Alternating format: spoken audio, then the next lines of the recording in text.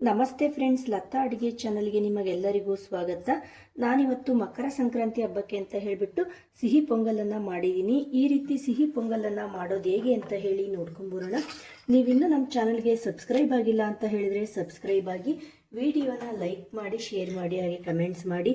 ನೀವು ಸಹ ಈ ರೀತಿ ಸಿಹಿ ಪೊಂಗಲನ್ನು ಮಾಡಿಬಿಟ್ಟು ಹೇಗಿತ್ತು ಅಂತ ಹೇಳಿ ನಮಗೆ ಕಮೆಂಟ್ಸ್ ಮೂಲಕ ತಿಳಿಸಿ. ಸಿಹಿ ಪೊಂಗಲನ್ನು ಮಾಡ್ಕೊಳ್ಳೋದಕ್ಕೆ ನಾನಿಲ್ಲಿ 1 ಲೋಟದಷ್ಟು ಹೆಸರು ಬೇಳೆನ ತೊಗೊಂಡಿದ್ದೀನಿ. ಹೆಸರು ಬೇಳೆನ ಗ್ಯಾಸನ್ನು ಮೀಡಿಯಮ್ ಫ್ಲೇಮಲ್ಲಿ ಇಟ್ಬಿಟ್ಟು ಹೆಸರು ಬೇಳೆದು ಘಮ ಬರೋವರೆಗೂ ಫ್ರೈ ಮಾಡ್ಕೋಬೇಕು. ಫ್ರೈ ಮಾಡ್ಕೊಳ್ಳುವಾಗ ಎಣ್ಣೆ ಅಥವಾ ತುಪ್ಪ ಏನು ಹಾಕೋದಕ್ಕೆ ಹೋಗಬೇಡಿ, ಇದನ್ನು ಹಾಗೇ ಫ್ರೈ ಮಾಡ್ಕೊಳ್ಳಿ. ಇವಾಗ ನಾನು ಯಾವ ಲೋಟದಲ್ಲಿ ಹೆಸರು ಬೇಳೆನ ತೊಗೊಂಡಿದ್ದಲ್ಲ ಅದೇ ಲೋಟದಲ್ಲೇ 1 ಲೋಟದಷ್ಟು ಅಕ್ಕಿನ ತೊಗೊಂಡಿದ್ದೀನಿ. ನೀವು ಮನೇಲಿ ಯಾವ ಅಕ್ಕಿನ ಯೂಸ್ ಮಾಡ್ತೀರಲ್ಲ ಅದೇ ಅಕ್ಕಿನ ಯೂಸ್ ಮಾಡಿ, ಇಲ್ಲಾಂದರೆ ಸೊಸೈಟಿ ಅಕ್ಕಿ ಅಥವಾ ರೇಷನ್ ಅಕ್ಕಿನ ಯೂಸ್ ಮಾಡಿದರೂ ಸಹ ನಡೆಯುತ್ತೆ.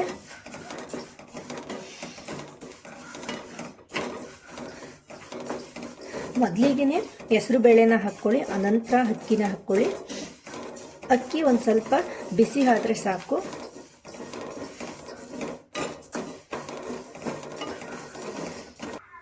ಇವಾಗ ಹೆಸರು ಬೇಳೆದು ನಮಗೆ ಘಮ ಬರ್ತಾ ಇದೆ. ಸ್ಟವನ್ನು ಆಫ್ ಮಾಡ್ಕೊಳ್ತೀನಿ.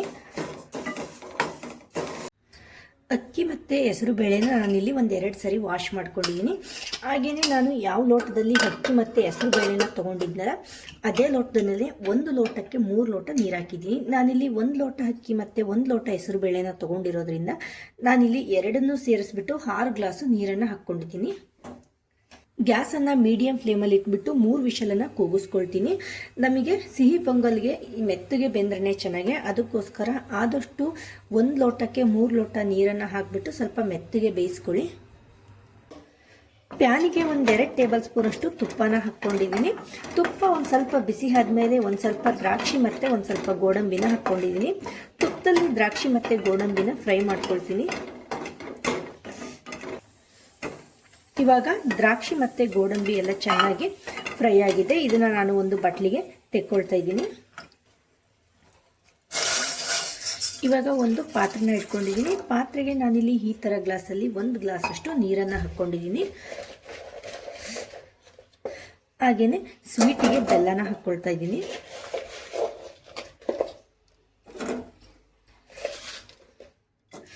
ಬೆಲ್ಲನ ನಿಮಗೆ ಸ್ವೀಟಿಗೆ ಅನುಗುಣವಾಗಿ ಬೆಲ್ಲನ ಯೂಸ್ ಮಾಡಿ.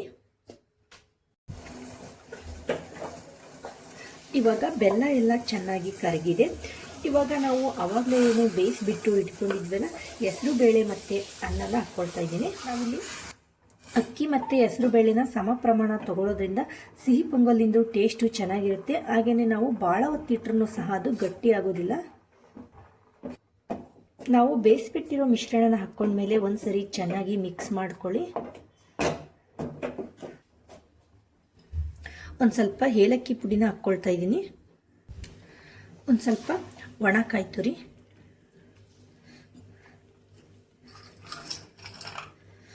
ತುಪ್ಪದಲ್ಲಿ ಫ್ರೈ ಮಾಡಿ ಇಟ್ಕೊಂಡಿರುವಂತಹ ದ್ರಾಕ್ಷಿ ಮತ್ತು ಗೋಡಂಬಿ,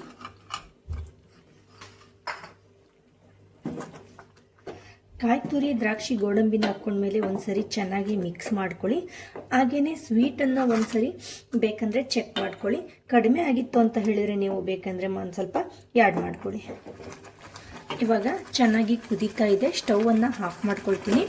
ಇವಾಗ ನಮಗೆ ದೇವರ ನೈವೇದ್ಯಕ್ಕೆ ಎಲ್ಲ ಹಬ್ಬಗಳಲ್ಲೂ ಸಹ ಈ ರೀತಿ ನಾವು ಸಿಹಿ ಪೊಂಗಲನ್ನು ಮಾಡ್ಕೋಬೋದು. ನಾನಿವಾಗ ಸಂಕ್ರಾಂತಿ ಹಬ್ಬ ಬಂದಿರೋದ್ರಿಂದ ಸಿಹಿ ಪೊಂಗಲನ್ನು ಮಾಡಿಬಿಟ್ಟು ತೋರಿಸ್ತಾ ಇದ್ದೀನಿ.